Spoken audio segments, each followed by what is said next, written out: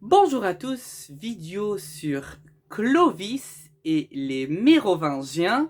Nous allons faire plusieurs vidéos. Nous allons aller aujourd'hui de Clovis jusqu'à Frédégonde, qui est une des princesses très importantes de l'époque des Mérovingiens. Qui est Clovis? Clovis est très connu parce qu'il a unifié la Gaule, il a christianisé la Gaule, il est très connu par les baptêmes et il a combattu plusieurs peuples barbares qui sont très importants à cette époque-là, les Allemands, les Burgondes et les Visigoths, et donc c'est l'aîné de la royauté de la France. Donc c'est le premier roi de la France grâce au baptême.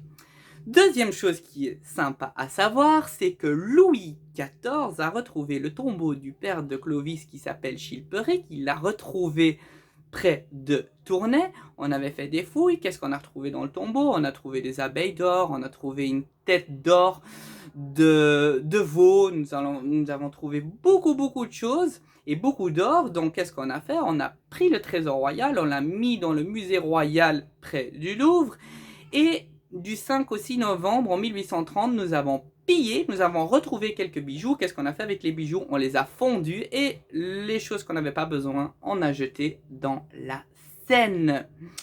Ce qui est aussi très important à savoir et très intéressant, c'est que le dernier personnage très important pour l'Empire romain et Syagrius. Syagrius va être battu par Clovis. Syagrius va pleurer dans les bras du roi des Visigoths. Les rois des Visigoths vont repousser Syagrius et la légende veut que Clovis a étranglé Syagrius à Soissons. Donc on décide de piller la ville de Soissons et nous avons la légende du vase de Soissons qui pourrait être vraie. N'oubliez pas que légende veut dire raconter une histoire. Ce qui s'est passé, c'est qu'il y avait un butin dans une église et Clovis voulait ramener le vase de Soissons pour donner à l'évêque de Saint-Rémy.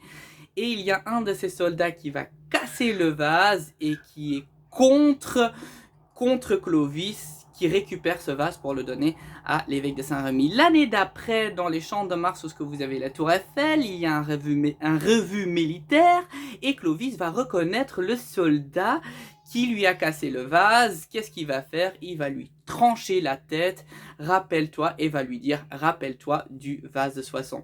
Ces récits sont écrits par Grégoire Le Tour, qui a écrit la biographie de Clovis, après les événements de Clovis. Clovis était déjà mort quand Grégoire Le Tour a écrit et compilé l'historiographie de Clovis lui-même. Chose très importante, c'est qu'il va se marier avec une certaine Clotilde. Clotilde, qui est la fille de Chilperic II, qui est le roi de Bourgonde, qui va se faire massacrer par son propre frère qui s'appelle Gondebaud. Gondebaud va tuer son frère pour la partie à Bourgonde, va tuer aussi la mère de Clotilde, va lui mettre une pierre au cou, elle va mourir dans l'eau. Et cette petite Clotilde va être mise dans un monastère parce qu'elle peut toujours être intéressante pour un mariage. Clovis veut se marier avec Clotilde. En contrepartie, les Bourgondes ne peuvent pas s'allier avec les Visigoths. Finalement, il y aura un mariage, il y aurait un baptême, et après le baptême, il y aura un baptême de leur premier enfant, et après ce baptême, cet enfant va mourir, et donc du coup, Clovis ne va pas adhérer au christianisme parce que Clotilde était chrétienne. Un tout petit peu plus tard, en 496, nous avons la bataille de Tolbiac, où ce que Clovis va presque perdre. Là, il va évoquer le dieu de Clotilde, qui est le Christ, et grâce à l'évocation, donc grâce à le dieu de Clotilde, il va gagner le combat contre les Allemands. Il revient donc il revient de nouveau en Gaule, et donc du coup il y aura le baptême de Clovis parce que ce dieu-là l'a aidé pour combattre les Allemands. C'est un baptême collectif. Il y aura d'abord Clovis et puis on dit qu'il y aura 3000 guerriers qui vont être baptisés dans l'église de Reims, qui est aujourd'hui le lieu où vous avez la cathédrale de Reims, mais qui était à cette époque-là beaucoup plus petit. Alors très important, c'est que Clovis va faire des enfants avec Clotilde, il va en faire 3. Il a un enfant aussi d'une autre femme avant Clotilde. Les enfants s'appellent Thierry, Clodemire, Childebert et Clotaire.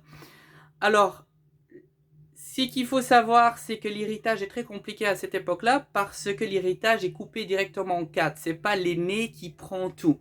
Donc ça cause des problèmes, tout le monde va avoir une part et le Clodomir qui va avoir Paris va mourir et les deux frères veulent tuer leur propre petit-neveu parce qu'ils ont peur qu'ils vont reprendre le pouvoir.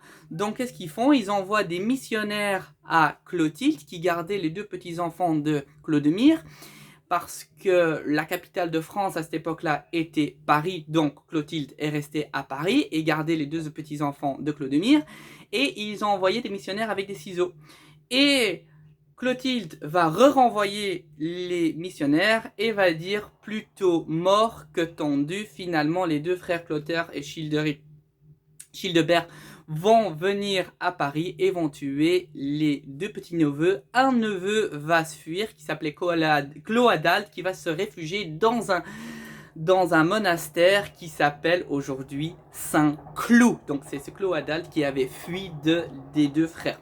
Des plus cruels de tous les frères, c'est Clotaire. C'est le seul qui va survivre. Il va tous les massacrer un par un. Il va unifier la Gaule. On dit même de lui qu'il va tuer un de ses enfants. Il va tuer un de ses épouses. Un de ses enfants, il va le mettre sur le bûcher. Il va l'égorger. À un moment aussi, il va avoir 6 femmes, si je me trompe pas. Il va avoir une femme qui s'appelle Ingegonde qui s'est mariée par relation pour avoir encore un plus grand territoire. Vous savez comment ça se passe à cette époque-là. Et cette Ingegonde va présenter sa sœur. Et il va demander, cet Ingegonde va demander à Clotaire, est-ce que tu peux, pour ma sœur, trouver quelqu'un d'intelligent et quelqu'un qui veut se marier avec ma sœur? Clotaire a dit aucun problème, donc il a partagé une vie familiale à 3, donc il a aussi, voilà, il a profité de la sœur de Ingegonde.